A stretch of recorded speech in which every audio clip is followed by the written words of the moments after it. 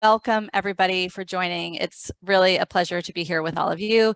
Thanks for joining as the San Mateo County Libraries welcomes author and advocate Frances Moore Lappé, who by my last name, you may note I have a relationship to this human being. She is my mother.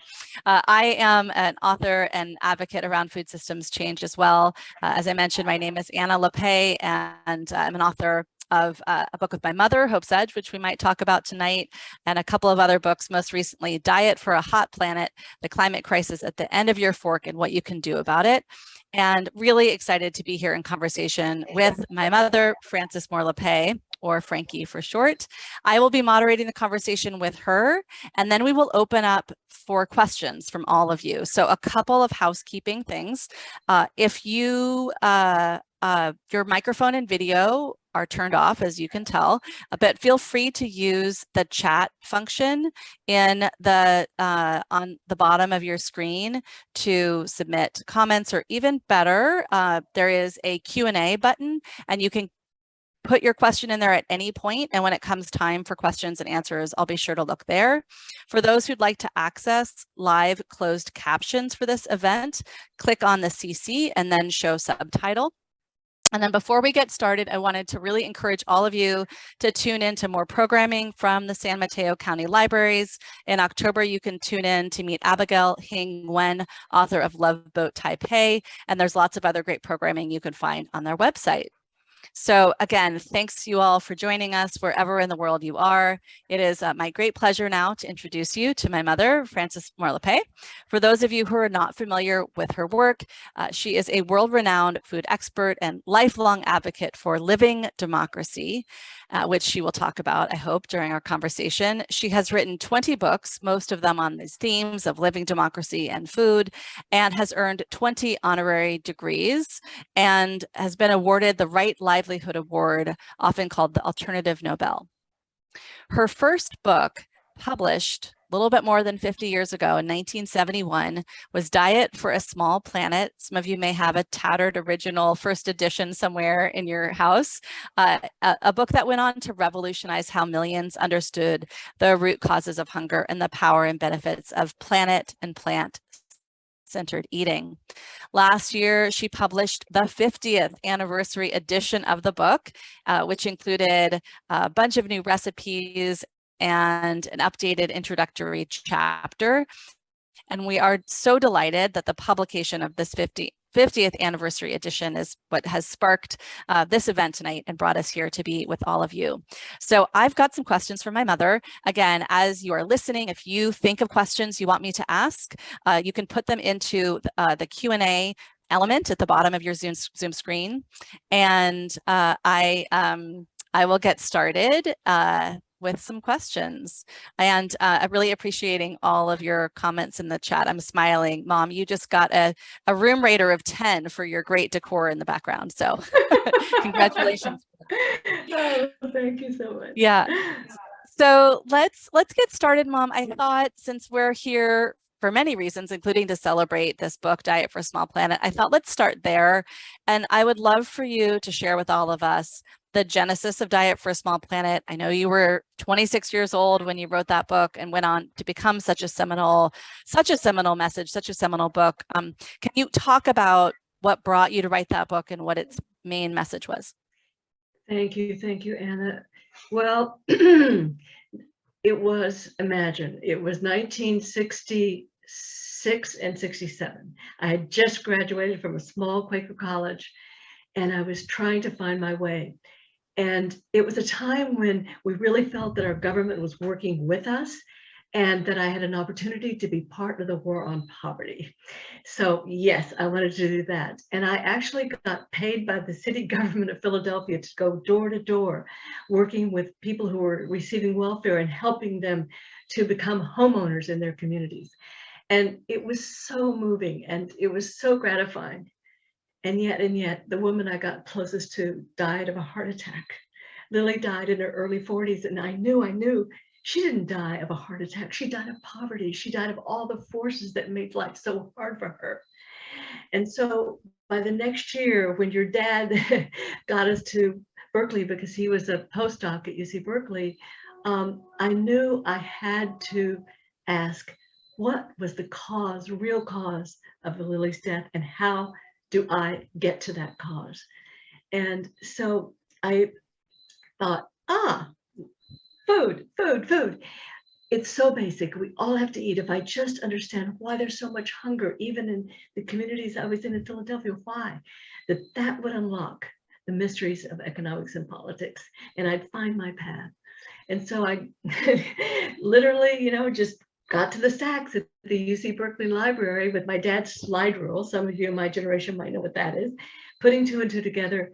And that was life changing, because all the experts were telling us, oh, we're running out of food and that's why people are hungry.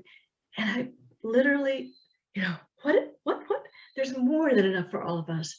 And so the message was that we are greatly, greatly shrinking the capacity of the earth to provide for us, because we just, one stat that is so telling in the new version is that we devote about 80% of agricultural land to livestock that return to us in calories, only 18% of our calories.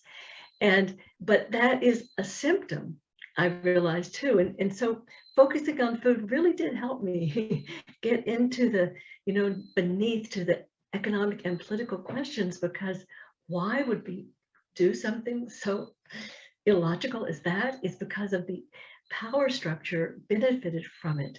And so the question then became for me, the problem of hunger is not a problem of scarcity of food, it's a scarcity of democracy. Because what is democracy but voice, but power, but dignity? And if you were going hungry, you were denied the most basic of those needs, as well as the food need. So that set me on a journey that I'm still on, as you know. And so I also love to tell everybody that I think it's important to share this, that I made a C on my first English paper in college. And so, we never know what life is going to open up for us if we ask that question and the next question. And I think that I learned to ask questions. And that was the beginning for me of this lifelong question after question. So that's one answer. I love that. Well, and I want to stay for a second with the piece of the story you were talking about how dominant the message was about scarcity. Because for those of us who may not remember, may not have been alive 50 years ago, you wrote the book a little bit before I was born. Can you just talk a little bit more about where how dominant that scarcity messaging was, and how radical what you were saying was? And because I think that we certainly hear those messages still today, but what you were doing with Diet for a Small Planet was really radical. Yes, it was heresy. It was heresy. One popular book at the time was The Population Bomb, Stanford professor Paul Ehrlich. And I knew, I had friends who said, I can't have children. I can't have children because we've overrun the Earth's capacity and we have to cut back. So it was this quantitative understanding rather than relational. Then who has power? The root of the word power is just posse, to be able. Who enables and who disables, right? And so it got us on the wrong footing. And I wanted more than anything to do both. Two things with Diet for a Small Planet. One, I wanted to enable people to see the wonders of being able to choose what's good for our bodies, good for the earth, good for the creatures of the earth, every single day, that we make these choices about what we put into our mouths. So it was so rewarding, to have that experience. And I wanted to help people see that we were asking the wrong questions, and power at another level, a societal level, not just a personal level, can be transformed through those ahas that we can get through examining the food system and why it is so deadly. As you and I have written together, and you write so beautifully, that we've turned our food into a health hazard.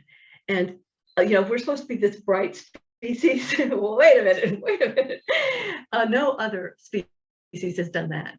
And now, since I wrote Diet for a Small Planet, for example, the rate of diabetes has grown 4 to 5 times fold, 4 to 5 fold. And so, and most non-communicable diseases have a link to the food that we eat eating this highly processed and still meat-centered. I want to throw in, can I throw in one more shocker that didn't, that I just learned fairly recently, and so shocked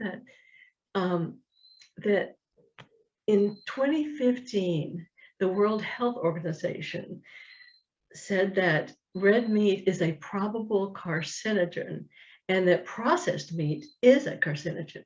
And yet, do we hear this? Do we hear this? No, because people make a lot of money continuing us on that path. So I could go on and on, as you know, but those are great questions to start me with, honey. Yeah, great. Well, I want to circle back to one of your core mantras. I've certainly been hearing it since I was a small child, which you already articulated, this idea that hunger is not caused by a scarcity of food, but a scarcity of democracy. And I want to stick with that for a second, because of course, much of your life's work, many of those 20 books you've written, have been about trying to articulate what do we mean by democracy, and what does it look like when it's working? What does it look like when it's not working? And I have to say, for those of you tuning in, my 8th grade daughter, who, my mother's granddaughter, just had a project in her 8th grade social science and humanities class that was, ask someone in your life, what is democracy? And she said, oh, this is perfect. I get to ask Grammy. She's literally written a book called Daring Democracy. Of course, she was hoping to get like one sentence from you, Mom. She gets off the phone from talking to you. She was like, I don't know how I'm going to turn in this assignment. Grammy told me so much, and how do I synthesize it? It's pretty funny. But so give us maybe not kind of the 8th grade level definition, but something kind of, encapsulated of how are you defining, what does it look like when there is an abundance of democracy, or what does it look like when democracy is working, if again, it's power hoarding and it's a lack of democracy, right, that's the root of hunger. Right. Well, I think our fundamental shift, and let me just say that one of the metaphors that I love is that we are in the midst of a huge storm, as we know, on all fronts. And sometimes in a huge storm, a tree will topple and you can see the roots for the first time. And so I'm trying to keep energy going in me with that idea, which is so true. We've never been in this level of crisis for humanity. And so to see one of the first things we can see is that democracy is not just a particular structure of government. It's a way of living together that is built on what we know about ourselves, that all human beings can be very, very selfless and can be very cruel, depending on the rules that we set together, that bring out the best in us and keep the worst in check. And so democracy that is very participatory, very transparent, very accountable, where money is out of the picture and everybody has an equal voice. And one of the big obstacles that I think a lot of us are waking up to is this idea that American exceptionalism, that we're this exceptionally good democracy, when in fact we rank now 62 in the world in the effectiveness of our democracy on political rights and civil liberties. And this is from an organization that was founded in part by Eleanor Roosevelt. It's called Freedom House. So democracy then is a way of life, not just a structure of government, a way of life that enables every person to experience power, that is a sense of agency and meaning, because we all want to feel that meaning in our lives, that we count for something. And third, connection with others, community with others, those three. And then we get there by the conditions, 3 more, which is the dispersion of power, transparency in public relations, and then what I call a culture that stops pointing fingers unless it comes all the way around, right? Stop pointing fingers. So it's a culture of mutual accountability. So that is what is. And the exciting thing, as you know, you've done such great work in this, is around the world, there are more and more people creating communities that very much embody that spirit of democracy as a way of life, in which we are creating these conditions that bring out the very best in us. And they are often rural people. And I could go on and on about well, maybe, yeah. Yeah, this is great, Mom. Maybe we take us there in the conversation. Maybe if you Sure. want to tell a story of a place or a community or a social movement that really inspires you, that's really kind of modeling that living democracy. I know in the new introductory chapter, you tell some of those stories. So maybe one of the stories from the chapter or from other reporting you've done to help animate this idea of living democracy a bit for those tuning in. Thank you. Yeah, and I think in this dark time, I want to give you one stat and then tell a story. Is that I follow the work of a genius, Jules Preti, a UK professor who has a network of people around the world asking where are people coming together in cooperative communities and working the land in a way that is healthy for them and all the organisms that we need and they want to survive.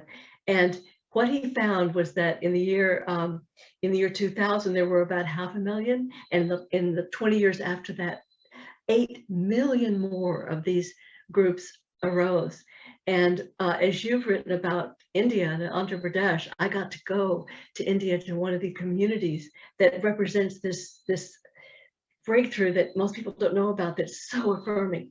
And it's called the Deccan Development Society. Now, these are women, the lowest caste women in India, which is not easy. The people I talked to in this little village, they said 30 years ago, no women had power vis-a-vis their husbands or in any way. And they started meeting at night, the women, and organizing. And they began to loan each other very small sums and started planting diverse organic crops instead of just white rice, and their health improved. And they told me there is no hunger in our village today, no hunger. And now it's spread to 75 other villages. They got their own radio station so they could tell the world, and they've been invited to other continents to share what they had learned. And as I was saying goodbye to them, I walked up the hill and I heard this rustling sound and I turned around and they were racing after me. And they said, wait, wait, wait, wait. They said, we forgot to tell you the most important thing. The most important thing is that we found our courage. And so courage has been at the very center of everything that I struggle with. And we all do, but I just love to quote Eleanor Roosevelt on this. She says, do something every day that scares you. And we're at that point in history where we know that we can be braver if we have buddies. And so I think all of us need to find those who are willing to take some risk and do something every day that scares you in creating the conditions that are now proven to bring forth life. And to be able to take risk looking silly or risk maybe getting hurt sometimes, but standing up.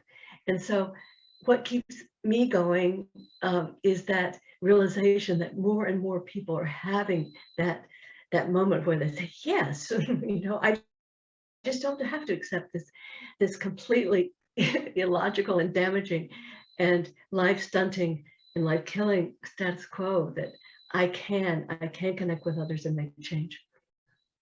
Great, I love it. Let's jump back to food, because the book, both the original and this edition, include recipes. And if you're tuning in and you're familiar with the book, maybe you've eaten from the book, maybe you're raised on the book. And so in the introduction, I talked about how in both books, you talk about what you like to call a plant and planet-centered diet. So I'd love to come back to that and have you explain what you mean by that, and what you've learned. And this again is some of what you share in this new edition, but what you've learned about your thinking about what is a planet-centered diet, what does that mean, and what does it look like today that might be different from 50 years ago. And then while you're pondering that question, Mom, again, please do put questions into the chat. I have a couple more for my mom, and then I'll turn to your questions, and I see them in the Q&A. So I am excited to ask her some of your great questions there in the Q&A. Go ahead, Mom. Yes, well, I've always tried never to be a finger wagger, and offering an invitation, because for me, moving toward a plant-centered diet, and now I call plant and planet-centered, as Anna says, it was total liberation. It was total fun. It wasn't like, oh, I've got to give up, all of this is terrible. I discovered that's where all the variety is of color, of taste, of texture, and so many possibilities of different cultures. So I never felt sacrificed, and I just felt better physically. And oh, by the way, on that, I was a classic, trying to diet all the time and lose weight. And yet, when I moved to the plant-centered diet, my body just naturally kind of came into balance, and I never had to diet again. So I'm not saying I just share my personal experience, but in other words, it was not difficult. And I guess the joy of, at first I called it's my act of rebel sanity, but just think about it. How many choices in what other world but food do we ever, make choices every day, multiple times a day, that connect us with so much, with all the people who grow that food, and the statistic is just terrible that almost half of farmers and farm workers are poisoned by pesticides every year. So when you select that organic produce, you are sending signals out that are helping to protect these people. That is so enlivening and strengthening, And so I think that's so much the key to this great expanse of the organic food movement, the plant-centered movement, because it is an invitation, not a you should, and that we are now seeing that the survival of our species and so many others, that the statistics show that we are facing the sixth great extinction, because we have devoted, as I said, 80% of our agricultural land to livestock, and so destroyed mammals and now insects and other forms of life. And our runoff from our agriculture pollutes the ocean. We now have hundreds of aquatic dead zones because of the nitrogen runoff, largely from the livestock production. So I try to always keep in mind this power once we have this basic knowledge, and it's a power that can help us just nourish us literally and figuratively every day. Great. Well, one of the pushbacks I know many of us hear when you talk about organic, you talk about eating this healthy diet. One of the pushbacks we hear is, well, isn't that more expensive? Or, it just costs too much to eat this way. And how do you reconcile kind of the social justice desires with that pushback around organic or eating healthy food that is kind of a dominant message? Yeah, in the new edition, in fact, in the earlier editions, but especially in the new, Anna and I worked really hard. I'm going to give her a lot of credit for all the work she did on the 50th. Thank you, Anna.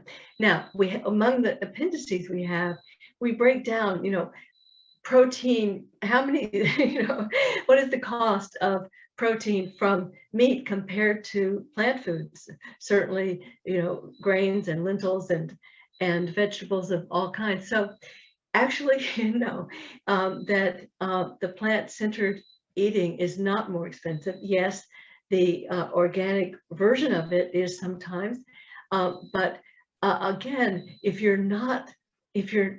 are not buying costly forms of meat, and that can really cause you make your health costs go up too. So you have to keep that in mind, that so much of our healthcare budget is spent because of diseases that are related to the poor diet, that I do believe that it is a win-win-win as we move to this plant-centered diet. And I want to underscore also, people think of plant-centered as kind of coastal elites, but over about, I think it was only a 5-year period, there was a doubling of organic acreage in 6 southern states between, I believe, maybe it was 10 years, but 2005, 2015. But it's not just this notion for a few. It is really moving. Yeah, great. Well, I know one of the dominant themes that we've been talking about tonight, and certainly of your life, is this way in which you see yourself as part of a movement to really address inequities in the food system, but also to unite that with a call for greater democracy. And so I'd love for you to just share a little bit about your recent work around democracy, living democracy, and maybe if you could share the story about the march you took that was so inspiring for you, and what that was about. Yeah, on this theme of democracy as a way of life and that it's thrilling, it's not a you should, it's a thrilling adventure. I signed up to walk 100 miles from Philadelphia to Washington, D.C. for the first real version of what became HR 1 and the For the People Act, but we didn't use those terms back in 2016, but I didn't know I could walk 10 miles, much less 100 miles. And it was life-changing because I met people from all walks of life who shared this vision of basic fairness, basic justice. And by the way, the preamble to our Constitution, the first thing it stands for is justice. So it's in there. And to find people, ex-banker from upstate New York, and a professor from college in Boston, and a teenager from LA, all sharing the same just desire for basic fairness and for just sharing this message. And so we marched from Philadelphia, we sat on steps and got arrested in the Capitol, but it was life-changing because I realized that I wasn't alone, that there was this democracy movement of movements. And that is what I think is new. So if you go to democracymovement.us, which is a site that we co-sponsor, if you go there, you'll see that people who are part of the racial justice movement and the environmental movement and on and on and on have come together to say, okay, if we want to get to the roots, we've got to make the rules of our society democratic. And so that just keeps me going and going and going. And so I'm right now just finishing a report on the threat of disinformation to democracy. So it's another piece of it that I'm trying to understand and figure out the solutions. Great, I love it. Well, I want to ask you one more question myself, and then I want to start bringing in folks' questions because I love the 4 that are up in our Q&A. If you have more, please put them in the Q&A. We'll see how many we can get to. But Mom, I'd love to ask for kind of a question that we often get asked. I've been thinking about it a lot over these last couple of days as we've been experiencing climate change induced heat waves here in the San Francisco Bay Area. I know we often get asked about where we find our source of hope, particularly at a time when understandably, there is so much despair about climate, persistent hunger, biodiversity collapse, and so much more. And so just love for you to share how you think about your source of hope in this time. Mm-hmm. Well, as you know, we came back from our trip together to when we wrote Hope's Edge with the realization, because the people we met were facing the greatest obstacles, but they were the most hopeful, that hope is not what we find in evidence, it's what we become. We live hope as we take action. And that was a core message, and I think you and I learned over 20 years ago now as we wrote that book, Hope's Edge. And the key, though, is for me, it's so important to understand that to live this life with energy and sense of practical purpose, that we're seeing the change, you do not have to be an optimist. This is a theme of my life, that maybe that's too much right now to be optimistic, but humans don't need that. All I've discovered for myself and the friends that I've met in this journey, we just need a sense that it's possible, that our acts can ripple out and make a difference. And I often say, even our inaction makes a difference, because if our inaction means that something important doesn't happen, of course, that's powerful. So I like to call myself a possibilist, that I think it is possible that at this moment of historic threat as I said earlier, the storm has crashed this huge tree to the ground, and these roots are sticking up, and they're so evident that, and people are working together who've never worked before, and seeing the connection between issues that have never seen before. And food and climate is certainly one. We know now that our food system contributes at least 37% of all greenhouse gas emissions. And if cows were a country, they would be the 6th largest greenhouse gas emitter. So there is this profound connection. And I get kind of choked up about it, because I do feel that food, because it's so personal, has a particular power to affect people's consciousness about, nobody really, I mean, who gets up in the morning and says, yes, I want another child to die of hunger? No, no one. And so what is it that stands in the way? And my life path has suggested that is we see the world through these very limited frames that we put on, or filters that we put on. And so the more that we can see through that, that actually we rank very low, 62nd in the world in the quality of our democracy, and that we can see that it's not just because a few bad guys or some evil part of human nature, but it is the rules and the norms that we've allowed to happen that have created this enormous suffering and loss, and in the future so deadly. So those are this sense of the ecological worldview that was my generation's beginning of that everything is connected and in continuous change. So if that's true, it's not possible to know what's possible, and we are free then to go for the world we want. That's what I try to keep. I love that. I love that. Well, I'm going to bring in some of your questions. Thanks for putting them in the Q&A. But before I do, a couple notes. People were asking to make sure that they captured the right resources that you mentioned, Mom. So if you want to just say, for those who might not be reading the chat, just say the name of the website again that you mentioned, the democracy website. Oh, yes. It's just democracymovement.us. Okay, great. And I also love your ideas for it. Yeah.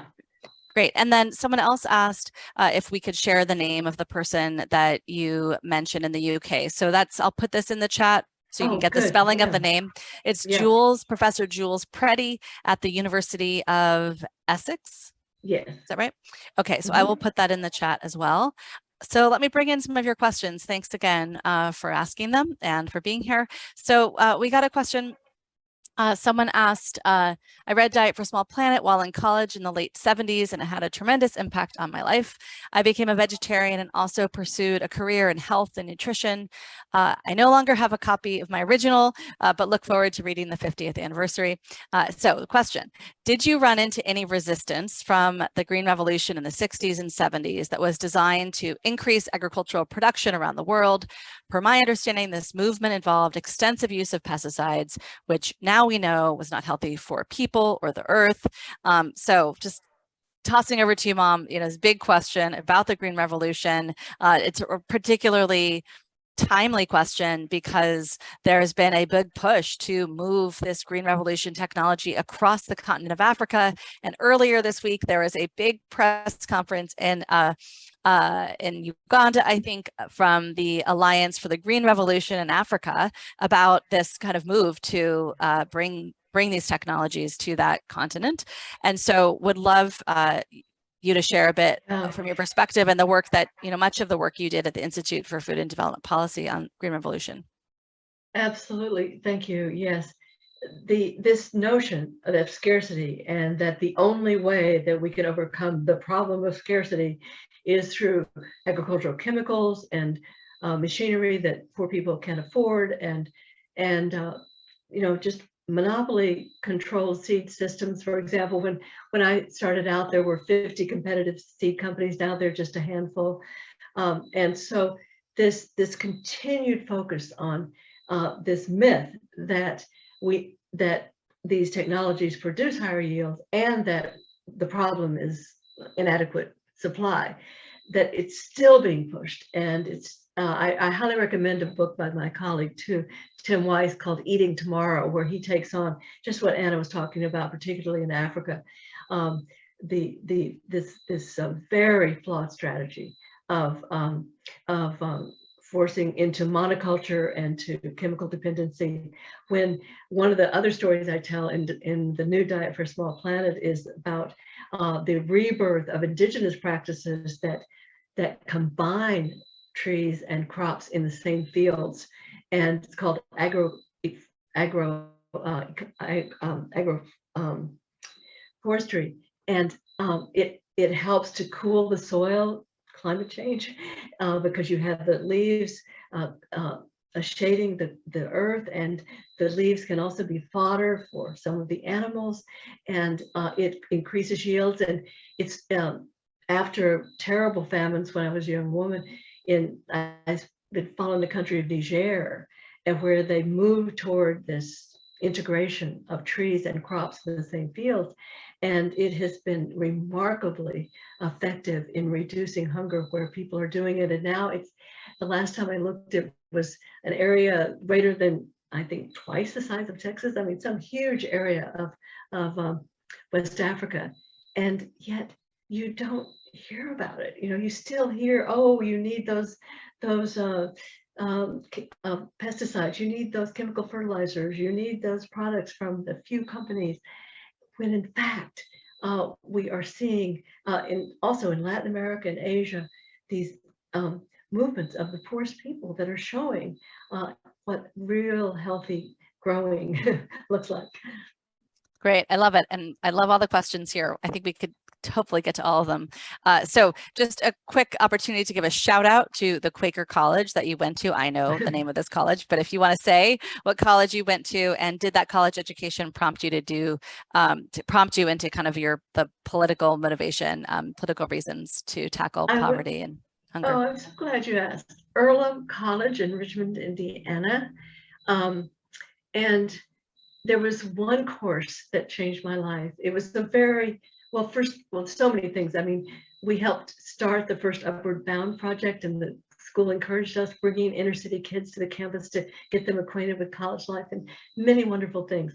There was one course I took called The Structure of Scientific Revolutions, where I absorbed this idea that for scientists, that all of us tend to do this. We see the world through these theories, through these frames, and then we try to fit things in there until it falls apart, and then we come up with another one.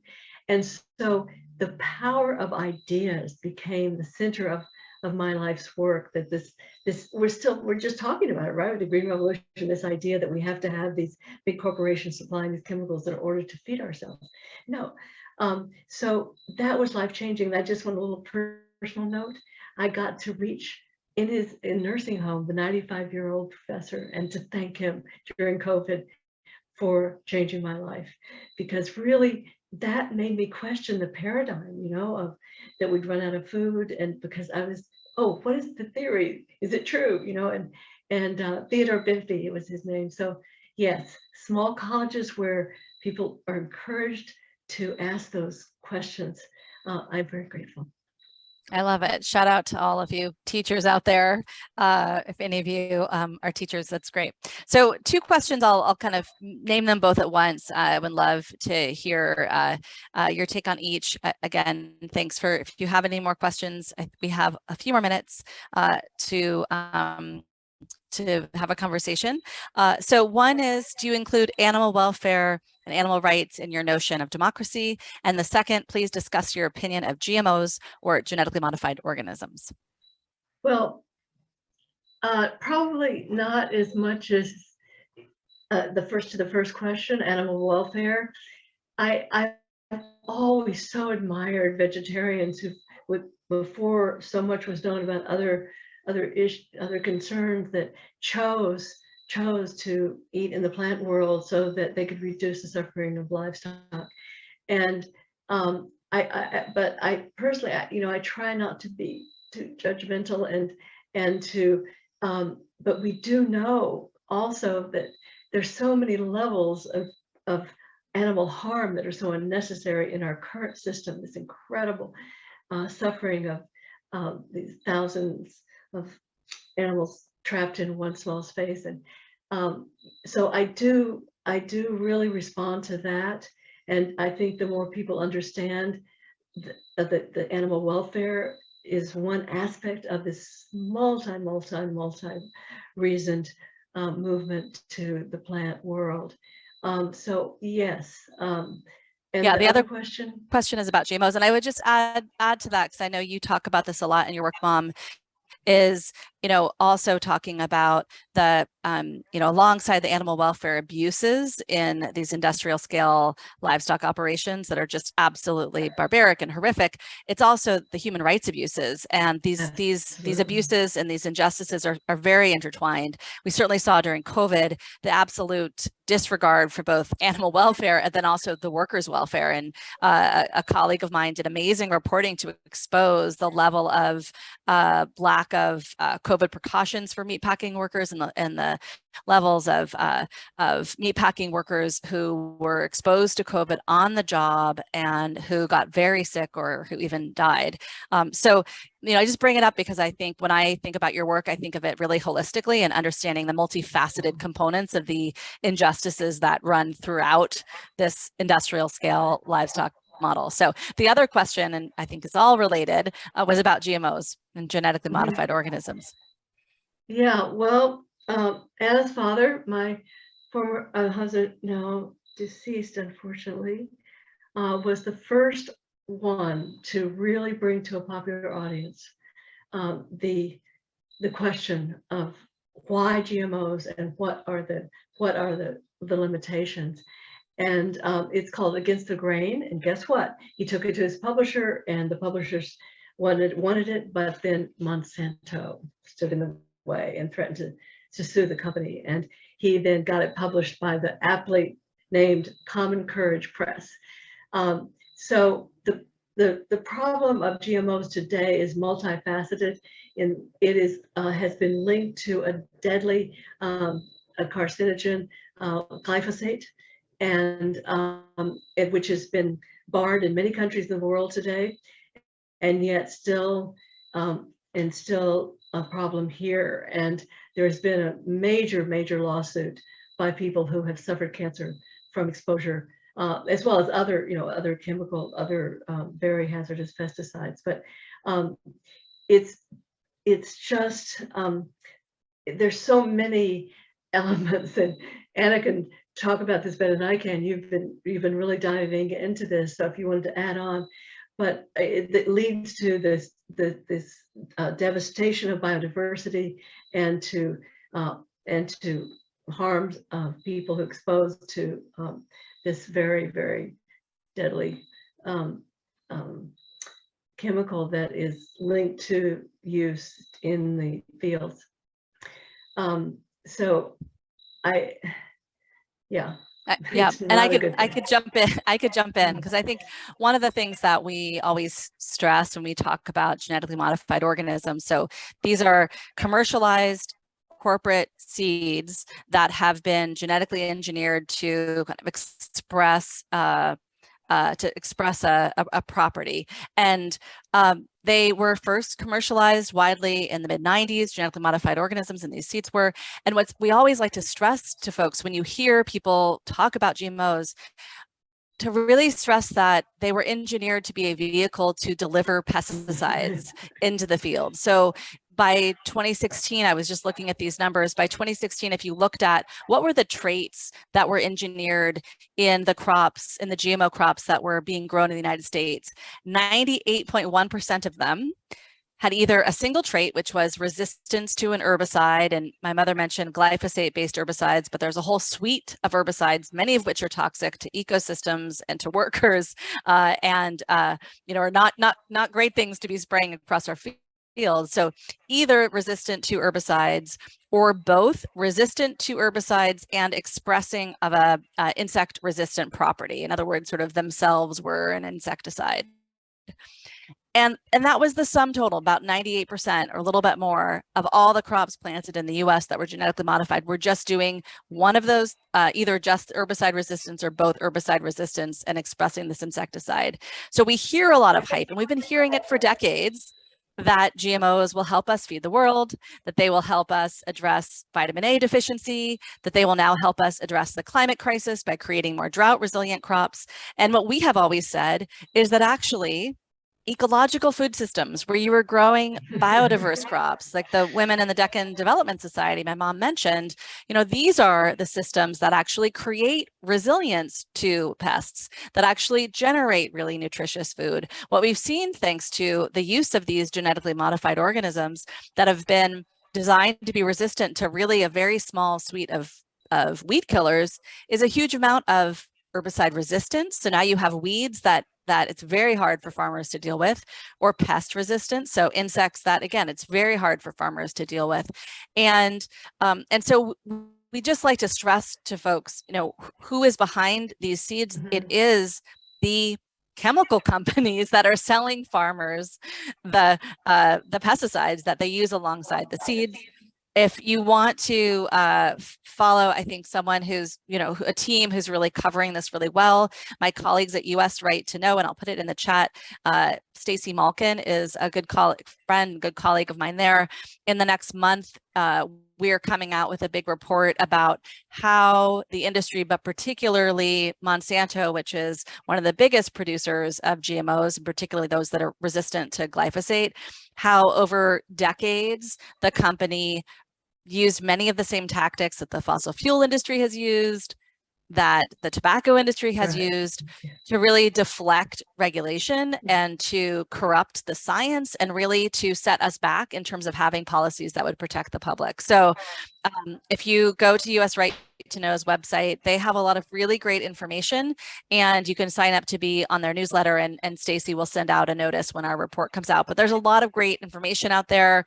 For those of you, if you're tuning in, maybe you love books, if you're tuning into a library event, my colleague Carrie Gillum wrote a fabulous book about this, about the impact of glyphosate-based herbicide-resistant GMOs and the impact on people and planet, in a new book called The Monsanto Papers that reads like a crime thriller. It's a really great book, and so I highly recommend that book as well. So yeah, I think I'll end there, and Mom, maybe you want to add something, and then we've got one more question. Right. I mean, I'm so glad you made all these points, and that this then brings us back to democracy, right?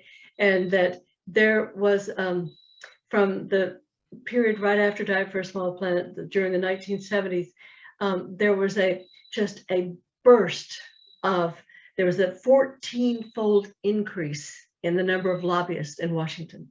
And quite a few of those were exactly from these corporations. And now we knew that we see people from industry, from Monsanto, coming into critical jobs in departments that govern the use of our land, and then circle back around as lobbyists. And this is what we have to and we can change.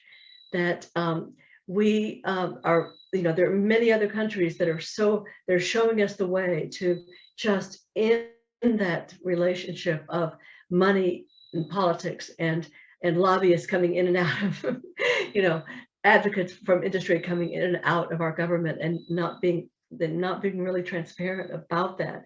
So this is where democracy meets food, right? And all things survival for us and our beloved planet. Absolutely. Absolutely. And I should have given a shout out to two other places where you can connect with us. So my organization's website, Real Food Media, I'm putting it in the chat, as well as Small Planet Institute's website, smallplanet.org. So really just, so love to be in conversation with you, Mom, to be sharing this with all of you. And, I mean, absolutely this connection between regulations and political policy. I remember being completely outraged when there had been finally enough scientific evidence lining up to show that the insecticide chlorpyrifos, which had long been banned for home use, so you can no longer use it to deal with your cockroaches in New York City, because researchers showed that there was no safe level for children, that this insecticide was still being used by farmers, still being used on farmland adjacent to schools and hospitals. And the EPA was poised to finally put a ban on chlorpyrifos. And the biggest maker of chlorpyrifos, Dow Chemical, gave a contribution to the Republican National Convention of, I think, $250,000, and then contributed to the administration's, election campaign. And lo and behold, did not actually pass the ban on chlorpyrifos. The story has a happy ending, which is that activists around the country continued to fight. Hawaii was the first state to pass a statewide ban, and now we're seeing that we're banning it on a national level. But it's a great example of that kind of connection between the need for greater democracy and these issues we're talking about. I want to just share, someone put into the Q&A a comment that I find really moving, and I want to just share it with you, Mom, and for those of you tuning in and not seeing the chat so you can hear it. Someone shared, "It's incredible how this information is hidden by the people who are supposed to protect us and work for us. I worked for 23 years for a Mexican environmental fund, and what you wrote 50 years ago was not even discussed. I wish I had read your book back then. I suffered for many years from mysterious diseases and was able to overcome them through nutrition. And I decided to write a book that links environmental damage to our health. I wrote it in Spanish, translated it into English. And then a couple of months ago, someone told me about your book. OMG, thank you for writing this. I loved it, and I'm happy to know I was not the first one to think about this. The problem is people are not willing to change. And what can we do to help people through this transition? I mean, to me, conversations like this is the answer to that. But Mom, let me turn it over to you for some last words about how do we help people have this awakening. Well, I know fundamentally we humans are social creatures. We're shaped every day by people closest to us. And so all of you, I just feel so touched by the comments and questions that I feel a lot of common ground with you, and but it's hard to work out and to figure things out alone. So find a buddy, find at least one or two buddies who is concerned, can see what we're talking about tonight, and wants to make a difference and wants to dive in, and you can challenge each other and learn from each other, and that is the greatest joy of life, no matter how dark it can seem. That if we have buddies with us who are, telling us in so many ways that it is possible. It is possible that our acts can make a difference. And so I really, really encourage that approach. And all the organizational links that Anna has given can really help you in that. And because this is the moment where all these connections can be made, and made in a way that can really enrich our lives. And because I think for most of us, it's that feeling of hopelessness that can be the very worst situation. So I love that. So there's one final question, but you've got it like 30 seconds to give it your thumbnail answer, which is, can you speak of the experience of being a mom-daughter, combining the political and personal with all the lofty goals and the nitty-gritty reality? In 30 seconds? Yes. Well, my kids have been my teachers. And I have been so blessed. Literally, Anna started editing me when she was in middle school, I think it was. So I do think that creating family environments where we can just share what matters most to us, and not push each other, but welcome each other, and yes, to share what matters most, and then actually to do things together. I'll never forget when we were in that camp of farm workers in Florida, in Ohio, where the woman was talking about her suffering, this farm worker woman, and she said, "I don't understand. We bring people their food. Why don't they respect us?" And the depth of connection that we felt with each other when we were in that same experience. And so to share with family members and friends these life experiences of stepping out of our usual roles, I think that can really open up the sense of possibility. I love that. Okay, so in closing, I know you wanted to read a very short passage from the end of the new chapter, which is in the 50th anniversary. And so if you want to read that, and then I'll close this out. Well, I'll read this statement near the middle of the page. It says, in this do or die moment, it's clear. Goodness is no longer good enough. Courage is our call. And as soon as I wrote that sentence, I knew that I had to include the words of none other than the National Youth Poet Laureate, Amanda Gorman, at the inaugural, our last inaugural. The new dawn blooms as we free it, for there is always light, if only we're brave enough to see it, if only we're brave enough to be it. That's Amanda's advice for us. I love that. Well, thank you so much, Mom. Thank you for being an inspiration all these many decades. Thank you, everyone, for joining us. Thank you, libraries. We love our libraries. This has been really a wonderful conversation and a joy to be here. Please check out more upcoming author talks for the San Mateo County Libraries at their website, which you'll see in the chat, but also so you can hear it, it's smcl.org/author talks. We also would love it. I know the library would love it if you could tell the library what you thought about the program, give them constructive feedback at smcl.org/rate this event.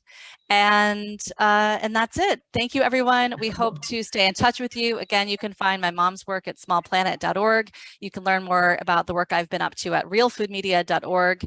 And thank you. Have a wonderful, hopefully cool evening. Yes, thank you so very, very much. Thanks, everyone.